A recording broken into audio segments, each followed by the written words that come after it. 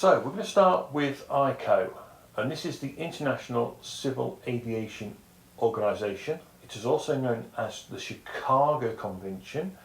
It's actually part of the UN, okay?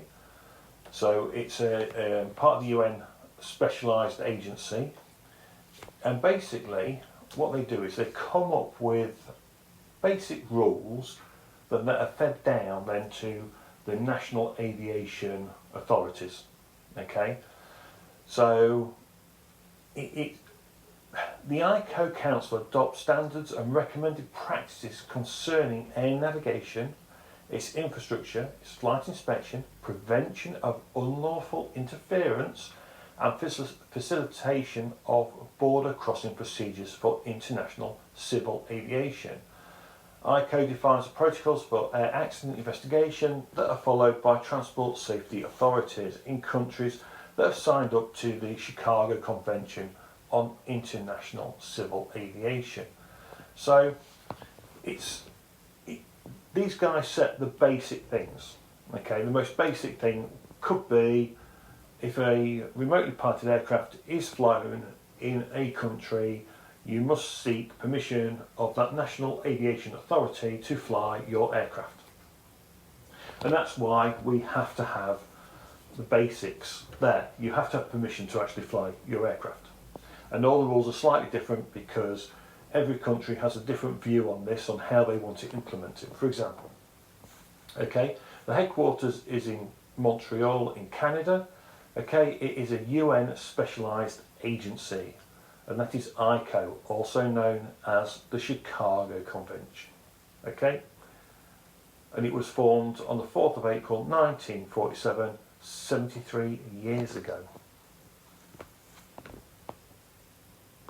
European Union Aviation Safety Agency, EASA. So, the European Union Aviation Safety Agency is an agency for the European Union with responsibility for civil aviation safety. It carries out certification, regulation and standardisation, and also performs investigation and monitoring. Right, so these guys were formed and then they stuck their nose into the model flying world back in, I think it was 2014, they said they were going to look at it, and the modelling community kicked off and says, don't touch our hobby. And it's quite interesting because at the time in Europe you've got these 26 countries, and EASA said we're going to look at model flying. I think Germany and the UK and EASA had to literally say, stop emailing us, stop emailing us. They could not cope. Okay, now Germany is the biggest model flying community, UK is second, or was. Okay, but there's 26 countries, they all got an input on the EASA regulations. So all these regulations that come out, and the UK has since left, however we've adopted the rules for the most part. What's really interesting is, so ICAO will put out all drones or all unmanned aircraft will need remote ID. EASA will then adapt that and they will come up with their spin on it. Okay, so it's quite interesting. And even today, even under the EASA rules, there's still some massive discrepancies. So remote ID is not standard across all of the EU. What label you have to put on your drone, some say you have to have a fireproof one, some don't.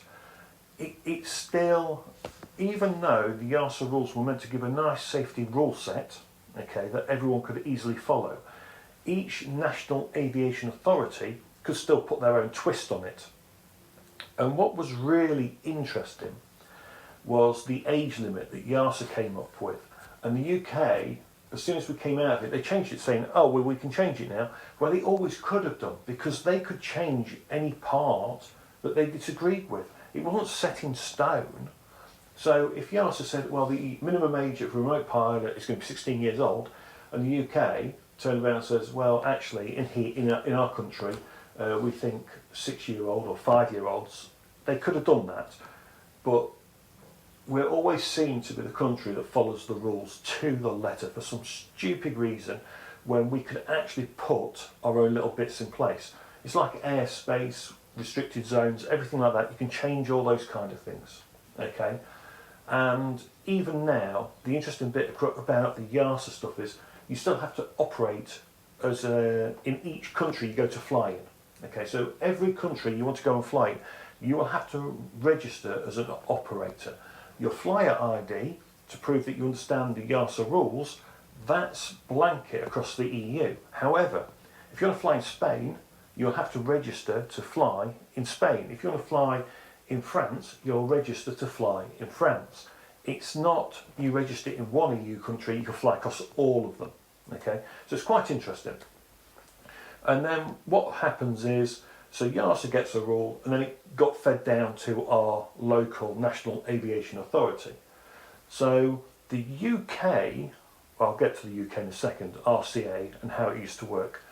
But basically, YASA came up with all the rules, and, well, tried to, and then, of course, this is what we have today, because they stuck their nose in. Okay? Is it a good thing or a bad thing? I'll leave that for you to all decide. There's some videos in the channel on what the rules used to be. Thankfully, they've not changed too much for the hobby. There's a few changes, but not too many. Okay, right. Let's do our CAA. The UK Civil Aviation Authority. These are the people we actually obey. Okay. So the UK, when we left YASA and everything, we actually adopted the YASA rule set, okay? And our Civil Aviation Authority actually, before the new YASA rules would come in, they used to set all the standards and rules for anything sub 20 kilos in the UK, typically for small unmanned aircraft. You could actually go up to 150 kilos if you had your aircraft certified and signed off. And you could go even heavier, or up to 4 tons, if it was all signed off correctly. However, typically, in our part of what we're looking at, 0 to 20 kilos was what they used to regulate, okay, and they still do. It's actually gone up by 5 kilos, so it's now 25 kilos to 0, okay. We've now got multiple classes, so now it's not simple as, oh, you've got a model aircraft and you want to fly it here. You've now got crazy rules because of the YASA, because of what we adopted from YASA. Okay. However, so the Civil Aviation Authority is a statutory corporation which oversees and regulates all aspects of civil aviation in the United Kingdom. Okay. So when ICAO released the rules now, so when ICAO says remote ID on all unmanned aircraft, it will be our Civil Aviation Authority will then look at that rule and go, right, we need to look at this and we want the aircraft to transmit this kind of data. It no longer goes to YASA and then comes to the UK. It's now ICAO will say what they think should be implemented, the kind of rules and standards. It will be our Civil Aviation Authority now that will do that. Okay. It was founded in 1972. It is a part of the Department for Transport, and it cannot make more than a 5% profit. That's right, Civil Aviation Authority, because it has the parent organisation of the Department for Transport, and because it's state run basically, it cannot make more than a 5% profit. Okay? Yeah, and our Civil Aviation Authority, they typically set the rules for anything below 150 kilos down to 0. They will go more than 150 kilos. You've just got to prove your aircraft is safe. Okay? But typically we're talking about everything 150 kilos down to 25, and then 25 to 0, and we'll get into all the mess of the rules in a bit. The FAA is the American National Aviation Authority. It has nothing to do with the UK or YASA or anything else. People get confused and think that an FAA rule will come across and be adopted by the UK or YASA. Actually, the original rule probably came from ICAO anyway, as already mentioned. The FAA's probably adopted it one way, and then how will the rest of us adopt it will be slightly different. Okay, so we do not adopt FAA rules. Okay, it will have come from have come from ICO originally. Okay, just to clear that up. Now, there's a couple of other organisations you need to be aware of. One is JARUS, and this is a group of experts from the National Aviation Authorities and regional aviation safety organisations from around the world. Its purpose is to recommend a single set of technical safety and operational requirements for the certification and safe integration of unmanned aircraft systems into airspace and at aerodromes. So the objective of JARUS is to provide guidance material aiming to facilitate each authority to write their own requirements and avoid duplicated efforts on that.